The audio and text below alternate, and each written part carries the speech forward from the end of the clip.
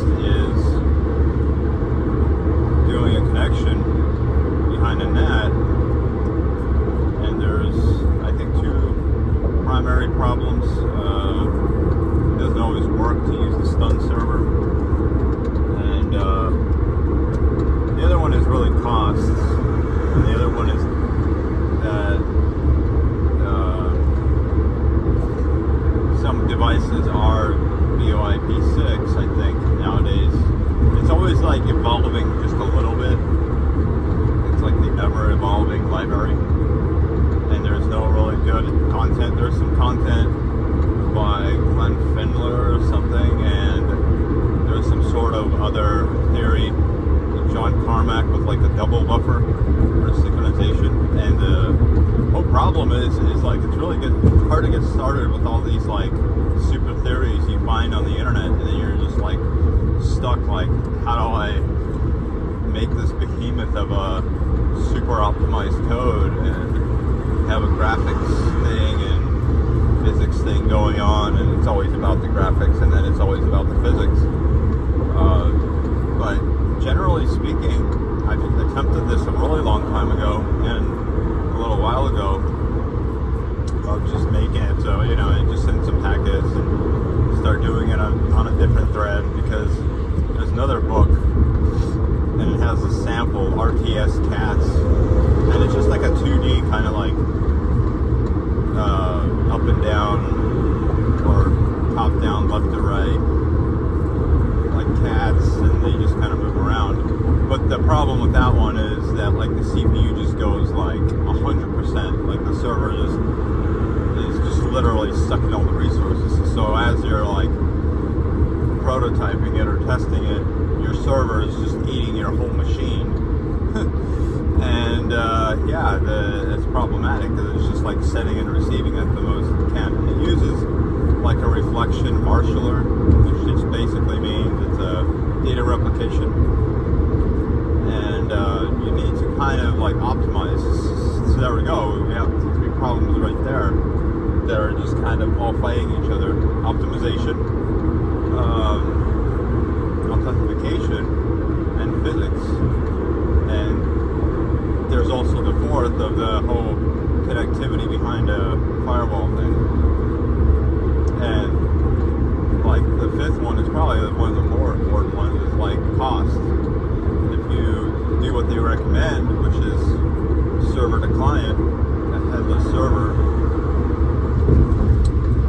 is the best, easiest to implementation model, but it's not the most cost effective. The most cost effective is peer-to-peer. So there's different types of peer-to-peer. There's peer-to-peer where one's the server, one's the client, and they still have to kind of keep track of all the states, all the units everywhere. I'll try to use RTS game as an example, but there's actually like 3 games. So this gets like just insane, because you could use a 2D platformer to keep things simple to make your first like multiplayer game or multiplayer like engine. Because 2D platformer is the simplest, even like a top-down 2D is what the RTS cat uses, which is kind of similar to RTS, but first-person shooter is really popular, and you could obviously just do something like take the Quake code and just copy that. But reading through the Quake code, you go into Quake mod land and then you get like stuck there because you're trying to read the Quake code and you're trying to see how you would modify it. And a lot of rabbit holes. But basically you open a socket, it's connectionless, meaning that there's no specific port, but there is a port. Like it starts at a port that you bound on, and then it flips you on kind of like an incremental port up. So what you have to probably do, firewall-wise, is open like more ports, like open a range, so that you get it to kind of like a little bit of security. You don't want anything else running on those ports. It's kind of like preemptively allocation of ports and stuff. No, I don't know everything too much about that, but I just know that that's the way it happens when I try to run these type of servers. Or like I'm running like a source SDK server, and I see that the client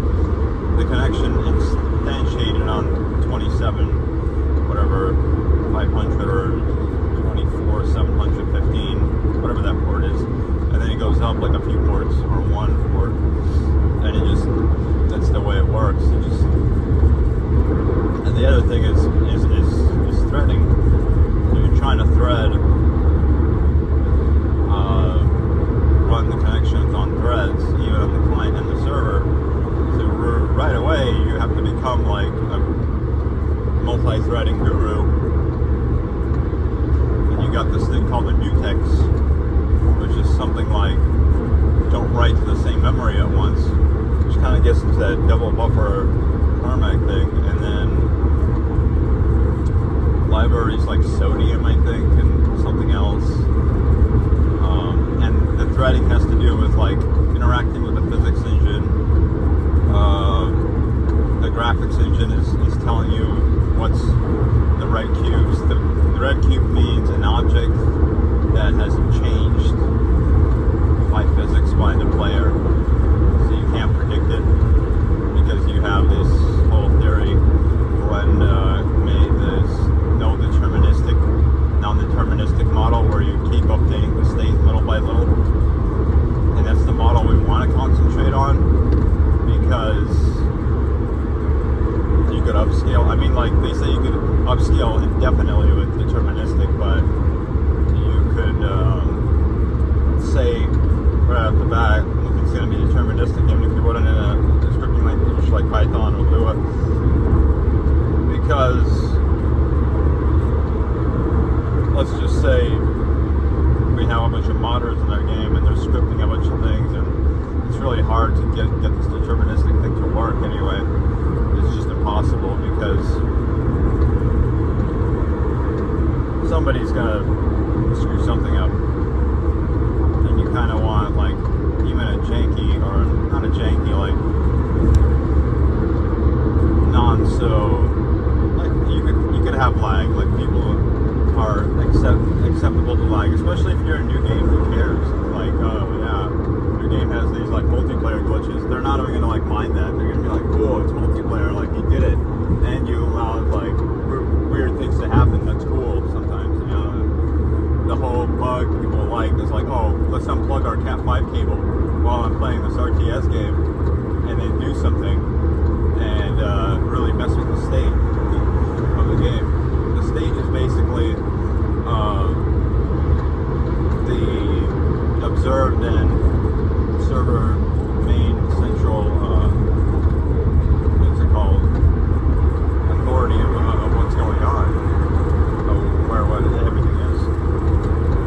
So you would have like a modified, or like the network side of the state, and like the centralized game state, and you just kind of synchronize between the two. The best thing to do is to kind of separate the two, I think, because so you would have central server main state and the central server physics prediction state, and then the clients would have also two states. But really, it's supposed to be one state. It's like, because you're updating like player commands, okay, move the unit here, and then you're updating, oh, this unit changed, so update him. His like attributes changed, he got upgraded, the player pressed some upgrade button, so therefore he's now like in the air flying or something, like the upgrade allowed something like this to happen. So that can be like predetermined. So like the predetermining can be done later.